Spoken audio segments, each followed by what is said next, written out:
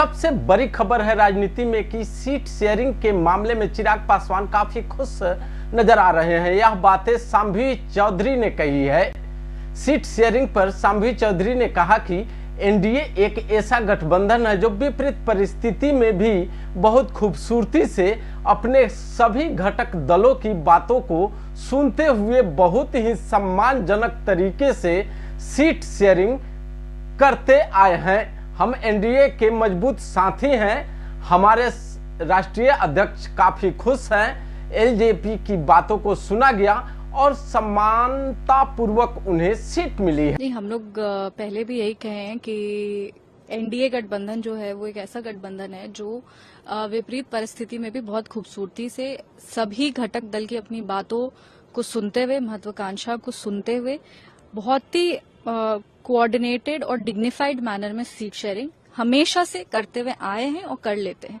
अगर हम लोग 2024 लोकसभा के ये चुनाव की भी बात करें तो उस टाइम भी बहुत स्पेक्यूलेशन था कि सीट शेयरिंग कैसे होगा, सारी पार्टीज को कैसे अकोमोडेट किया जाएगा, पर बहुत खूबसूरती से सीट शेयरिंग भी हो गई थी और बहुत मजबूती से हम लोग चुनाव भी लड़े थे। जहां तक रही लोक जनशक्ति पार्टी की बात, तो हम लोग हमेशा कहते आए हैं कि हम लोग एनडीए के मजबूत साथी हैं और आने वाले समय में यशस्वी प्रधानमंत्री श्री नरेंद्र मोदी जी और माननीय मुख्यमंत्री श्री नीतीश कुमार जी के हाथों को मजबूत करना है। लेकिन जब लोक जनशक्ति पार्टी की बात होती है तो वो एक ऐसी पार्टी है जो पूरे देश में अगर 100% स्ट्राइक रेट मेंटेन की तो वो लोक जनशक्ति पार्टी थी। तो हमारा था कि सम्मानजनक सीटें होनी चाहिए। हमारे राष्ट्रीय अध्यक्ष जी खुश हैं कि सीट नेगोशिएशन हुआ और लोक जनशक्ति पार्टी की बातों को सुना गया, उनको समानता पूर्वक सीट्स उनको मिली हैं। अब हमारा ये फोकस है कि लोक जनशक्ति पार्टी अपनी 100% स्ट्राइक रेट को बरकरार रखे, 29 की 29 सीट जीते और बिहार में हम लोग 225 विधानसभा जीत के चुनाव का जब नतीजा आएगा तो 225 सीट हम लोग पार करें।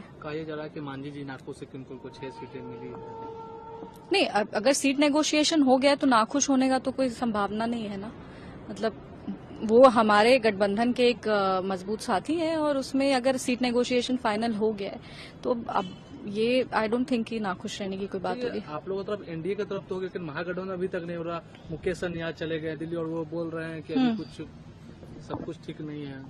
तो वो उनके गठबंधन का बात है, वो देखेगी। वो कुछ बोले भी हैं कि डॉक्टर लोग दिल्ली में है तो इलाज दिल्ली में ही होगा, सब बीमार हो गए।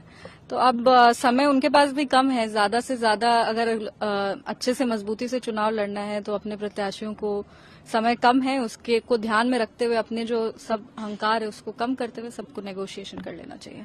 तो ये तेजस्वी यादव है, जिस तरीके से उन्होंने कहा है कि अगर उनकी सरकार बनती है तो हर एक परिवार को एक सरकारी नौकरी दी जाएगी, क्या आपको लगता है किस तरीके का? देखिए, बिहार की जनता गवाह है लैंड फॉर जॉब स्कैम की।